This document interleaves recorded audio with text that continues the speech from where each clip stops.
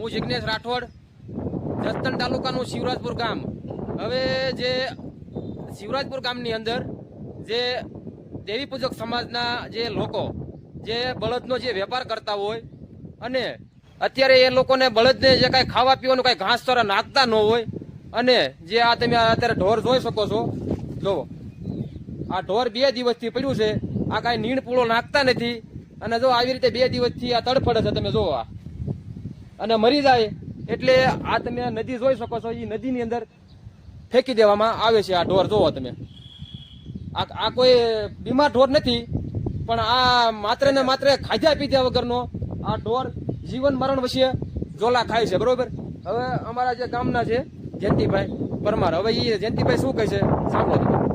હવે આ લોકો અહીંયા 2 મહિનાથી ધંધો કરે છે અને ખરેખર ઢોરને લગભગ 200-300 જેવા બાંધ્યા હતા અને આ જ રીતે કોઈ ખાવા પીવાનો ઘાસચારો એને આપતા નથી અને આ રીતે જ મારી નાખે છે. અને ખેડૂત પાસેથી ઢોર લઈ આવે છે અને ખેડૂત એને 500 રૂપિયા આપે એટલે એ લોકો અહીંયા લઈ આવીને આ ઢોર આ રીતના છૂટા મૂકી દે છે. એટલે એને એક પ્રકારનો આ ધંધો થઈ ગયો છે અને આ ઢોર આ રીતે ગુજરી જાય છે. એટલે આને કોઈ ઉપાડતું નથી અને આ ગુજરી જાય એટલે અહીંયા એ લોકો ભેગા થઈ અને આ પાણીમાં ધકેલી દે છે. એક ઓલી બાજુ પાણીમાં પડી છે, એક ઓલી બાજુ પણ પાણીમાં પડી છે.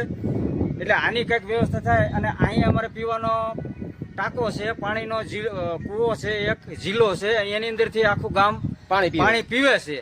એટલે ખરેખર આ માણસને જાનહાનિ છે, બીમાર થાય છે.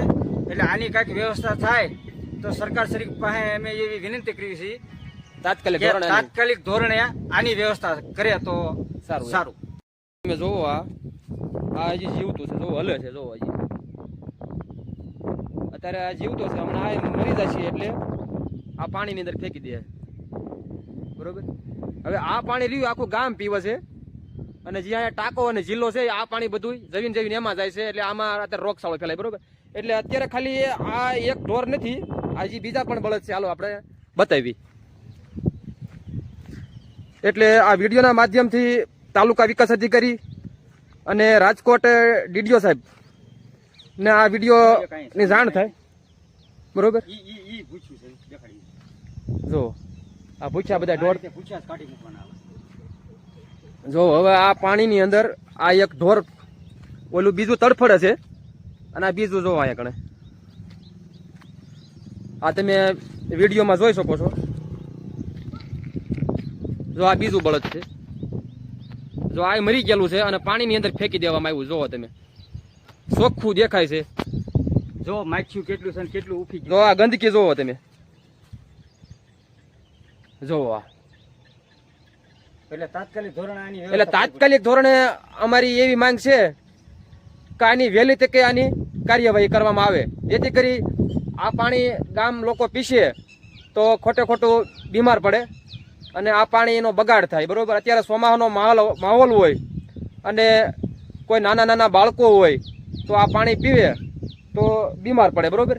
જુઓ તમે આ ઢોર જુઓ, આ મરી ગયેલું આ બીજું ઢોર છે અને ઓલું જીવન મરણ વચ્ચે ઝોલા ખાય છે. બરોબર. અને એક અગાઉનું છે એ ત્રીજું. હા, હજી આ 2 ઢોર તમને બતાવવામાં આવ્યા છે. હજી તમને વિડીયો ઝૂમ કરીને બતાવું. જુઓ તમે, આ પાણીની અંદર ફેંકી દેવામાં આવ્યું છે. બરોબર. હાલો હવે આગળ જવી.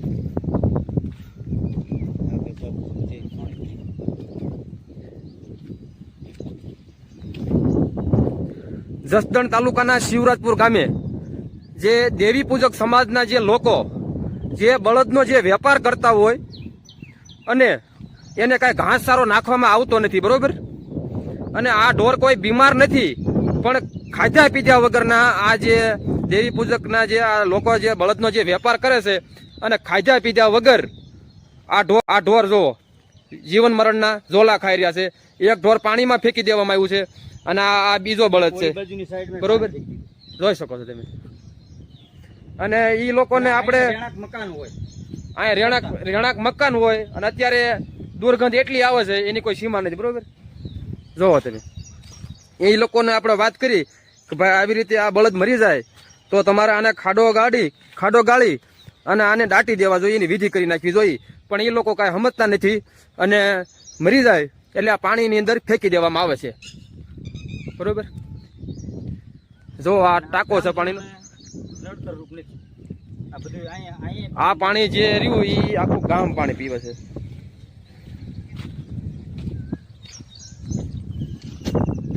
તમારું શું કેવું કહું છું?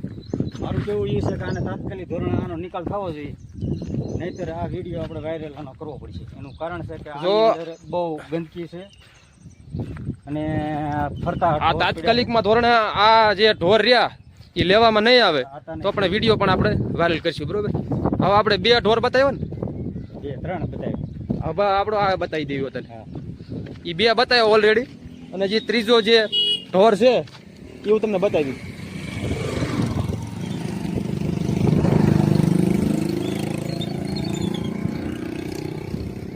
જો આ ત્રીજો બળદ મરી ગયેલું પાણીમાં ફેંકી દેવામાં આવ્યું છે, અને જો ઓવળમાં તમને દેખાય.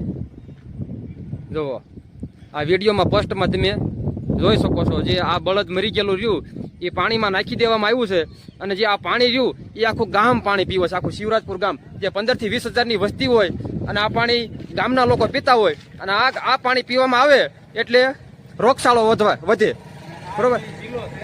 જો હાલો, આ જિલ્લો છે, કોઈ પણ પ્રકારની વ્યવસ્થા અમારા ગામની અંદર નથી. હવે આ પાણીનો જિલ્લો છે, જો જોઈ લો હવે- આ પાણીનો જિલ્લો. જો આ બાવળા, જો આ બધી ગંદકી, આ બધી ગંદકી, આ બાજુ હવે તમે જો આ તમે ઢોર જોવો, આ ઢોર જોવો, આમાં કોઈ કઈ ઘાસચારો નાખવામાં આવતો નથી, એમ નામ આ ઊભા રાખવામાં આવે છે, બરોબર? અને આ આપણે જો પાણીનું આ ઢોર અહીંયા બાંધવામાં આવે છે, પણ ના કણે કઈ નાખવામાં આવતું નથી. જોવો તમે, આ એમ નામ કેદોના ઊભા છે, એક પછી એક મરી જાય છે, અને પછી આ મરી જાય એટલે આ પાણીની અંદર ફેંકી દેવામાં આવે છે, અને પાણીની અંદર ફેંકી દે એટલે ગામની અંદર આ જે પાણીની અંદર ગંદકી ફેલાય, એટલે પાણી દૂષિત થાય, અને આ પાણી જિલ્લાની અંદર આવે એટલે જિલ્લાનું જે પાણી બધા ગામ લોકો પીવે એટલે આમાં બીમારી ફેલાય છે, અને માણસો આમાં મરે છે. જોવો તમે આ, એટલે વધુમાં વધુ આ વિડીયો મિત્રો શેર કરજો, જેથી કરી આ શિવરાજપુર ગામની અંદર જે આ ઢોર મરી જાય અને પાણીમાં ફેંકી દેવામાં આવે છે એટલે માણસો બીમાર પડે છે. જયંતિભાઈ, તમારું શું કેવું? આ એ વાત 100% સાચી છે. અને આ તો અહીંયા અત્યારે તો ઢોર ઓછા છે, નહીતર પેલા અહીંયા 200, 250, 300 જેવા ઢાંઢા બળદ હતા, એ ખેડૂત પાસેથી લાવતા ને આ રીતે એ લોકો વેપાર કરતા. હવે આ શિવરાજપુરના અમારા એક દાદા છે, આગેવાન દાદા, તમારું આ ઢોર જે પાણીમાં નાખી દેવામાં આવે છે એના વિશે તમારું શું કેવું? હા, બરાબર, કાંઈ વાંધો નહીં. લઈ લેવાનું હોય, દાદાને કહેવાનું એમ છે. તો